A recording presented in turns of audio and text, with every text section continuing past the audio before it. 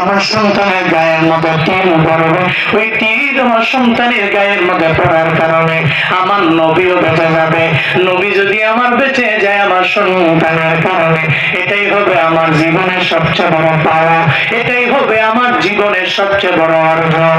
আবার মায়ের নবী কয়, ও মহিলা, না না, এই সন্তানটারে নেওয়া যাবে না, কারণ তুমি যাই বলো এটা জীবনে কোনোদিন হতে পারে না, এটা সম্ভব না। কারণ তো ছোট বাচ্চা, তো যুদ্ধের ময়দানে যেতে পারবে না, ও যুদ্ধ করতে পারবে না। যখন মহিলারে বারবার বলে, নবীর আদেশ কি অমান্য করা যায়? করা যায়?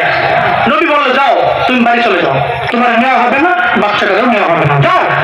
নবী যে নিষেধ করলেন এবং আদেশ করলেন বাড়ি যাওয়ার জন্য, মহিলা কয়, নবীর দরবারে একবার, দুবার, তিনবার বললে নবীর অজ্ঞান্বিত হয়ে গেলে আল্লাহ আমার প্রতি অসন্তুষ্ট হবে।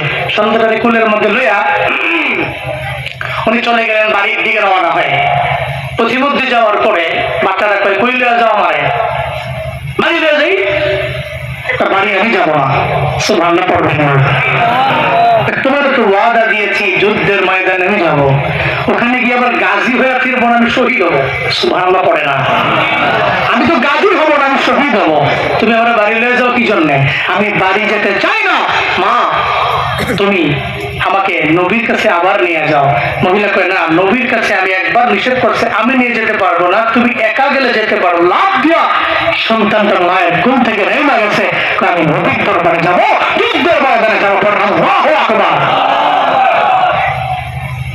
দাও মা আমায় বিদায় দাও, ধুগাল ভরে চুমু খাও, যাবো আমি জিহাদেতে, সেই সাজে সাজিয়ে দাও, যাবো আমি জিহাদেতে, সেই সাজে সাজিয়ে দাও। দাও মা আমায় বিদায় দাও, ধুগাল ভরে চুমু খাও, যাবো আমি জিহাদেতে, সেই সাজে সাজিয়ে দাও, যাবো আমি জিহাদেতে, সেই সাজে সাজিয়ে দাও।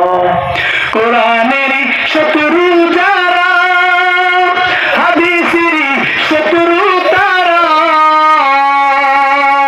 কোরআনের শত্রু যারা, নবীজির শত্রু তারা, তাদের সাথে জিহাদ করে শহীদ আমি হতে চাই, তাদের সাথে জিহাদ করে শহীদ আমি হতে চাই।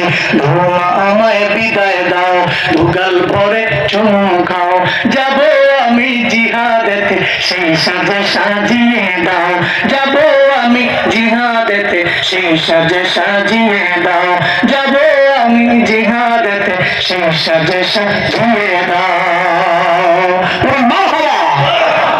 মানে কয়, মা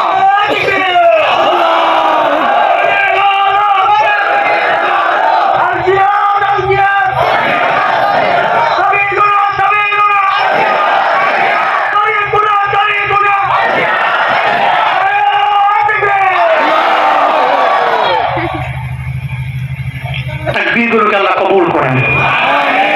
আমাদের পথ জিহাদের পথ, ঠিক কিনা? নামাজ যেমন ফরজ, জিহাদও ফরজ। ইসলামে নরম আবু বকরের যেমন প্রয়োজন, গরম ওমরেরও প্রয়োজন। কথা কোন ঠিক কিনা বলেন? ঠিক কিনা বলেন? যখন ইসলাম নিয়ে কটূক্তি করে, কোরআন নিয়ে কটূক্তি করে, তখন তো আর ওই মুসলিমগুলো নরম থাকতে পারে না।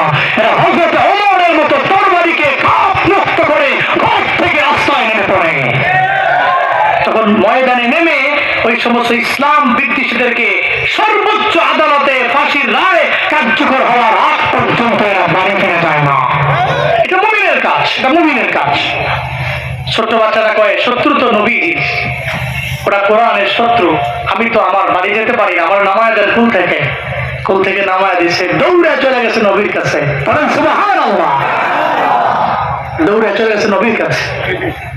দেখো নবী আমাকে বিদায় দিলেন, তোমার তো বিদায় দিচ্ছি, তুমি ছোট মানুষ, যুদ্ধ করতে পারবে না, যাও। নবীজি আবার বলছে, বারণ করছে, যাও। নবী আমারে বিদায় দিয়েন না, বিদায় দিয়েন না আমারে। পয়গম্বর, আমি জানি আমি যুদ্ধের ময়দানে জিহাদ করতে পারবো না, আমি তরবারি ধরতে পারবো না, ঢাল ব্যবহার করতে পারবো না, নিজেকে রক্ষা করতে পারবো না, তবে এতটুকু আমার জানা আছে, আমি ছোটবেলায় ছোট মানুষ, আমি যখন মা রান্না করে মার পাশে আমি বসে থাকি, আমি তাকায় তাকায় দেখি আমার মা চুলার মধ্যে বড় বড় লাকড়ি গুলো আগে দেয় না, ছোট ছোট লাকড়ি গুলো আগে দিয়ে আগুন জ্বালায়, এরপরে বড় বড় লাকড়ি গুলো আমার মা চুলার মধ্যে দেয়।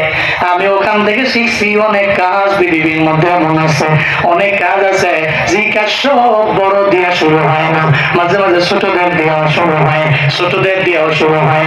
অনেক জিহাদের ময়দান আছে, যে জিহাদের ময়দান ছোট্ট ছোট মানুষদেরকে দিয়ে শুরু হয়, এরকম আছে না নাই? অনেক বড় কাজ, কিন্তু ইয়াং একেবারে অল্প বয়সী আলেমদের দিয়ে শুরু হয়েছে, এরকম না? আল্লাহ কাজ দিছে এরকম, উনি ইলমে বড়, আমলেও বড়, কিন্তু বয়সে ছোট, কিন্তু আল্লাহ তারা কবুল করছে, এরকম আছে না বাংলাদেশে? আছে, বহু আছে, আল্লাহ কবুল করে নিছে। যেমন আমাদের মুফতি রেজাউল করিম আব্বাস হাফিজাহুল্লাহ তাআলা ওয়া রাআ, কি বয়স অনেক বেশি, মুরব্বী আলেম না, এমন না, উনি তো মুরব্বী আলেম না, ইয়াং মানুষ, জুয়ান মানুষ, কিন্তু কাজ নিচ্ছে আল্লাহ অনেক বেশি। তো ছোট্ট ছোট্ট সাহাবী কয়, নবী আমি জানি মা যখন চুলার মধ্যে আগুন জ্বালায় বড় লাকড়িগুলো আগে দেয় না, ছোট্ট লাকড়িগুলো আগে দেয়, দেওয়ার পরে ধারাবাহিক ভাবে এরপরে বড় লাকড়িগুলো দেয়। তো এর মানে বোঝা গেল মাঝে মাঝে আগুন ধরাতে গেলে ছোট লাকড়ির প্রয়োজন হয়।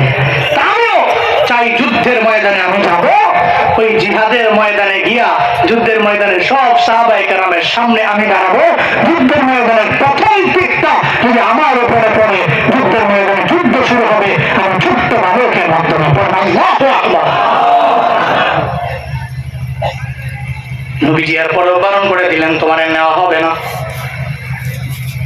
নবীজি কয়, ছোট সাহাবী রে তুমি চলে যাও, আমি নবী তোমার ওয়াদা দিয়া দিলাম বড় হলে তোমারে নিয়ে যাব,